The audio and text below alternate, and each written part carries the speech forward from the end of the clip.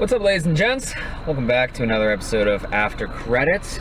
We just got out of Kingsman, The Golden Circle, the sequel to the wildly lucrative and beloved hit of, I want to say 2015. I feel like sometimes It was 2015, yeah. Alright, 2015? Alright, cool. And stars Taron Egerton as Eggsy, reformed asshole turned gentleman by Colin Firth, Harry, and recruited to join a secret privatized intelligence agency that stops bad guys all over the world. It is directed by Matthew Vaughn, who did X-Men First Class and Kick-Ass, and it's based off Mark Millar's comic book, The Secret Service. Before we talk, you never saw Kingsman 1, right, Brittany? Not. Okay. Really? No. It was good. I think that was right around the time we met, wasn't it? No. It came out in February 2015. It was opened opposite 50 Shades of Grey. Well, that's why we didn't see it. Just so excited about 50 Shades of Grey. I didn't know you in February. I didn't know she existed until probably July, maybe? Yeah. I met you September, October I've of seen that all three year. movies. What did you think of the first Kingsman? Oh, I loved it. It just kept me engaged throughout the entire film, and I just, I just love the fact that I really hadn't seen much of anything like that before. Fun story, whenever we went to go see that film, it was me and two of my other friends.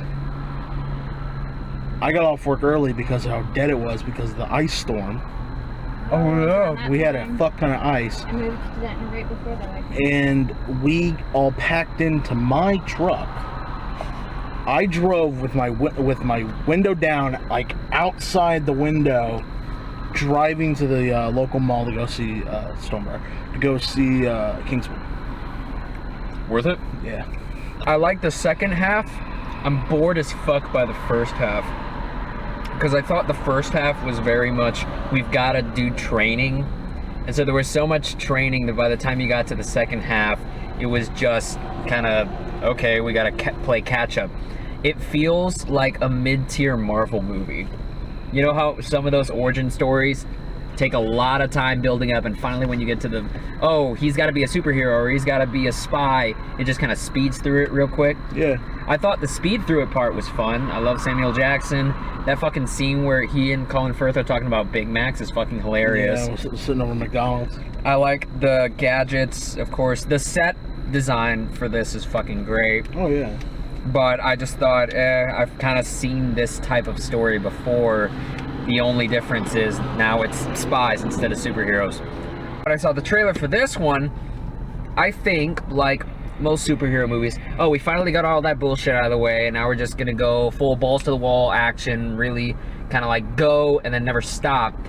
This to me feels like our reaction during John Wick 2.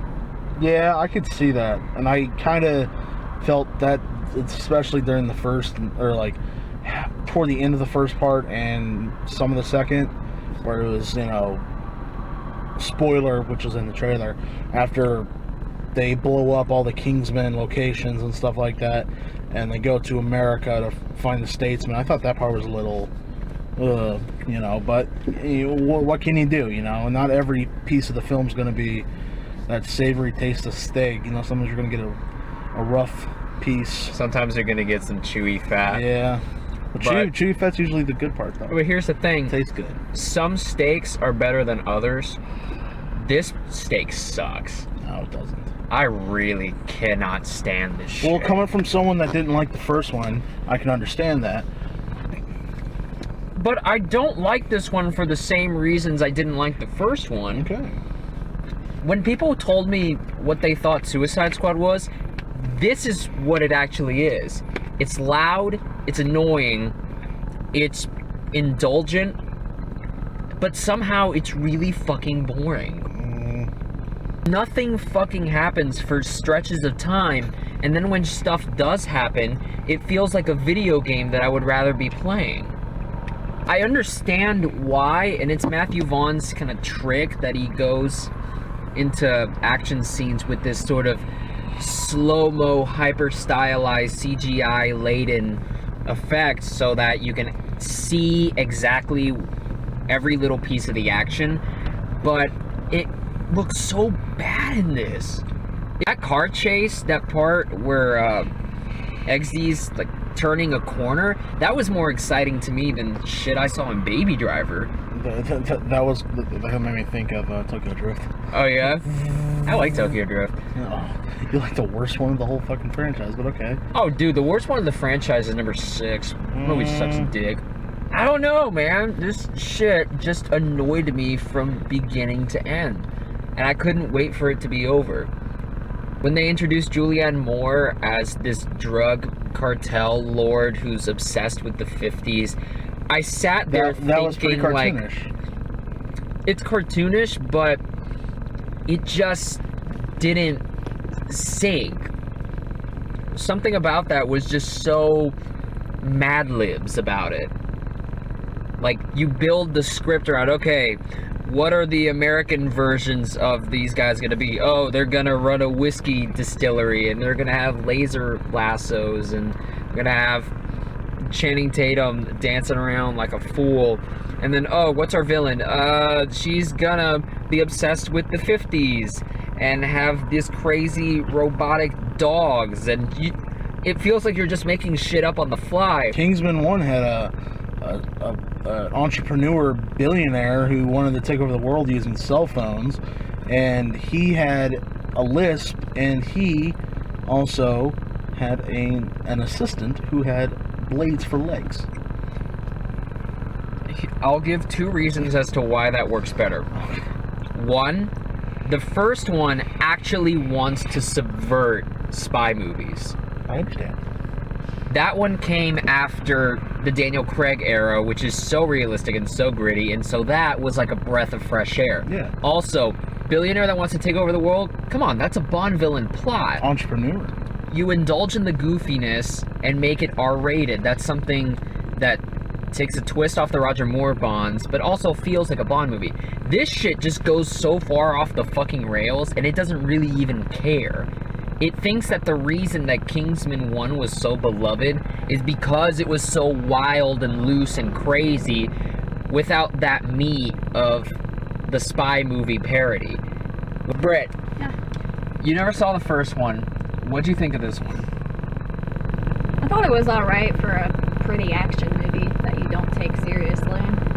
Seems like a lot of stuff was filler and there for the sake of keeping the action going. It was a 2-hour movie that didn't feel like 2 hours, so it was refreshing. Just 2 hour. There was a lot going on. 2 hour 20. This movie's as long as it. I feel like the fact that there was a lot going on can either dissuade you or make you more interested in it. If you're already not into this movie feels so long. I think with this one, I'm gonna apply what you said. Was it the first one where you said you didn't like the first half, or was that this one? It was the first one, yeah. Because with this one, I really liked the first third, and then in the middle, it was so boring, and it was just a bunch of filler dialogue, it felt like, but then it picked up with the action at the end, so... As with most movies. Yeah. I can see where you're going, and I understand that. Because I pretty much said the same thing. Without going any further, let's get into our spoiler section. If you don't want anything spoiled for you in this movie, please scroll to the time code right here. We'll come back with our final thoughts and scores on 6 stars. Not a lot of tequila. No. Which... And they kind of sold it a lot in the trailer that Channing Tatum was going to be part of this movie. But in reality, we ended up getting whiskey, a.k.a. Oberyn Martell. A.k.a. the Matt Damon's best friend from The Great Wall. Oh, yeah. Yeah, Pedro Pascal is in this. I like Pedro Pascal in this Oh, yeah, movie. dude, he's great. He was a lot of fun. This movie tackled a lot on social issues going on right now. Did it, though? A little bit. They hit a few points every now and then. They hit the war on drugs. They mentioned a deranged president who didn't want to help the people, even though most people were, even though most people in that category weren't as bad as people thought. The poor weed smoker. Yeah, I know.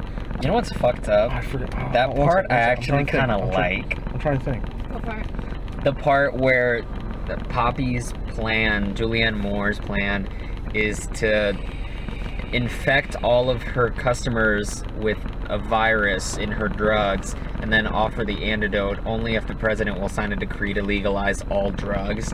And he just sits there and goes, well, fuck it. If the drug users are dead, then what's the fuck the point? We won. They were shitty, but it was funny. It was funny. That was the one part that actually kind of surprised me.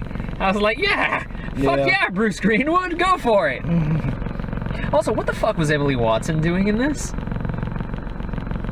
Who's Emily Watson?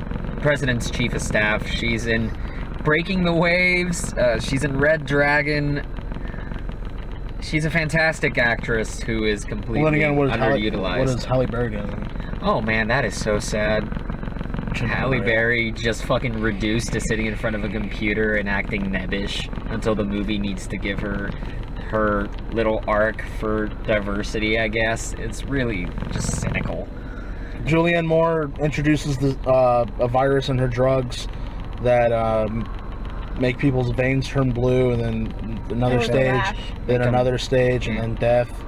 And they make them dance, and then they paralyze them, and then their nose goes anime nosebleed, and then they die. Graphic and less silly. It would have been cool if there was more. That's what I was thinking. Not necessarily gore, just like gruesome scenes instead of people dancing because they're sick. Yeah. It's a little hard to take that seriously. Well, Mania, I think it was just people going insane with the motor skills. They could have played that a little more. They could have played really it. could. But then again, the freaking sock hop. how serious did you take this movie? True. You have an evil drug lord hold off in Cambodia who's obsessed with the 50s, who has robot dogs named Benny and Jet. Cool, that was just so fucking stupid. What the fuck was Elton John doing in this movie besides just fucking getting a paycheck? Lots of cameos. It sucks. I read the reviews before I went into this. I know, you told me. So I figured out. I did it for this one just because I wasn't sure what everybody was going off of. They really had a bone to pick with the sexism in this movie. And so I was trying to read into it. The one part that kind of got me uncomfortable was the part where they go to Glastonbury and they need to put a tracker on one of the guy's ex-girlfriends. Yeah, a little bit. And so the goal was to like basically finger bang the girl I don't in think order that was to. sexism though. It was just an unconventional sex scene, which you see in every movie. This was just a little bit more close up. Was that the controversial sex scene in this film that I heard about? I think that's the finger bang scene. Probably. Really, that's it? Yeah. I mean, how much sex was in this movie?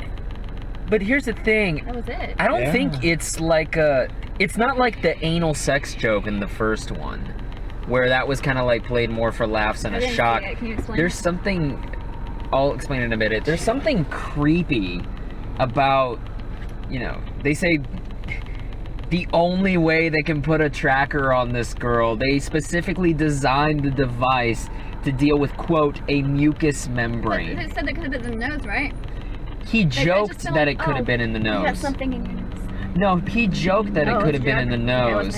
And then Eggsy looks at Whiskey, and Whiskey gives him that look, and then they finally click that they need to do this. They designed it to be applied through the vagina. All the technology they have, they couldn't design it to work through a handshake or something? That's what I'm saying. That part's creepy to me.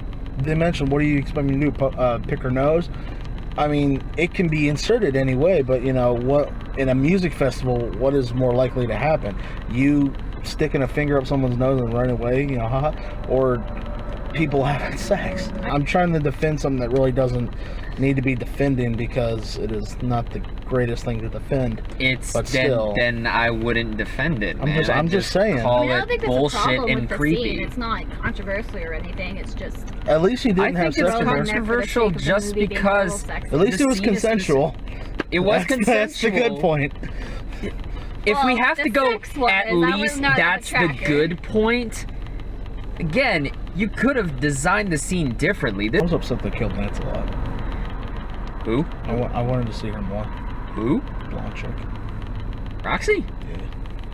Yeah. Oh yeah, that's Lancelot. right. Wow, that's right. The first movie fucked her over too. She was supposed to be the one saving the day, but she didn't do anything.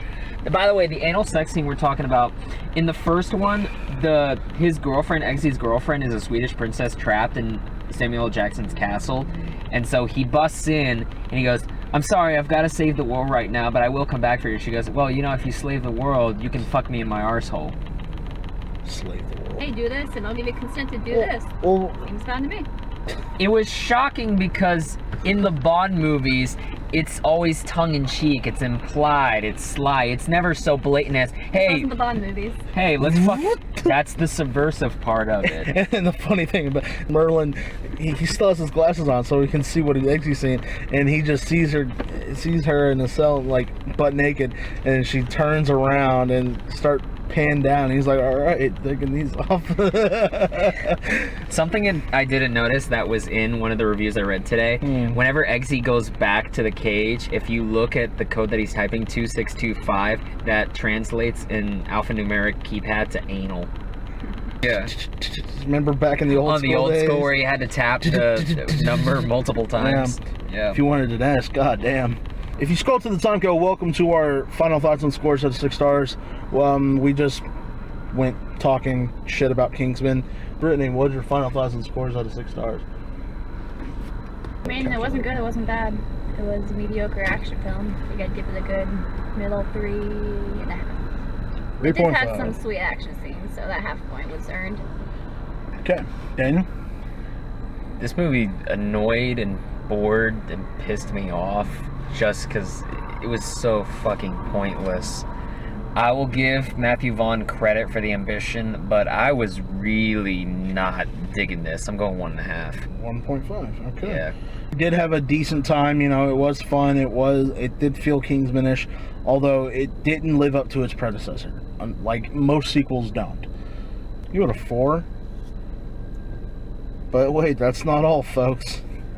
Sam and Aaron also saw the movie with us. But are you ready for a 7 out of 6? It's never happened before. Aaron gives it a 5. Sam gives it a 6. Are you fucking shitting me? So from averaging it No, wait.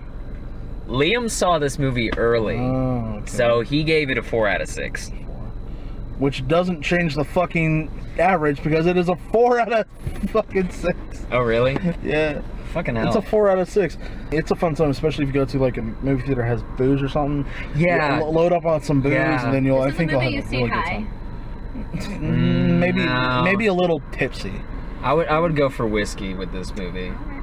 It'll help go you through the boring bits. If you enjoyed our little discussion on Kingsman: The Golden Circle, please leave a like down below, comment below, tell us what you thought, tell us if I'm full of shit, tell us if he's full of shit. We have a second show that we're kind of doing right now. It's called Viewer's Choice. I think next is Ponyo. I'm probably not going to see it. Come on! It's a good movie. But if you have a suggestion on a movie that you would like us to see, the only requirements is that you A, comment down below with the name of the movie, and B, as long as we don't have a review for it already. Yeah. Which you can look up on our channel. Hey, this Sunday is No Mercy, WWE 2017. This bloke is going after my title. Will he succeed? Probably not, because he never does. Hello, darkness, my old friend. Figure out the next what's your point, what's the next big thing we can discuss. If you want to give us a discussion topic, like throw some ideas our way for what's your point, go ahead and offer that up too. I got a good one. Are sequels ruining good movies? Subscribe to our channel if you haven't already. You'll get notifications of when our videos are up, and you know, just watch our videos. You know, if we're entertaining, if we're not, click off, but keep subscribed. just make sure you either leave the like button or the dislike button. Either one. We like response to our videos. Yeah. So, you know, go ahead and do that. It helps boost the ratings either way. Like the negative ones are the ones that get the most views anyway. So fuck it. AKA passengers. Anyway, I'm Brian from HalfKocked. We got Brittany in the back. We got the man who never has to play, and Daniel. And we'll see you out. Bye, I guess. Oh, next time. Next week we might watch that Tom Cruise movie. All right, bye.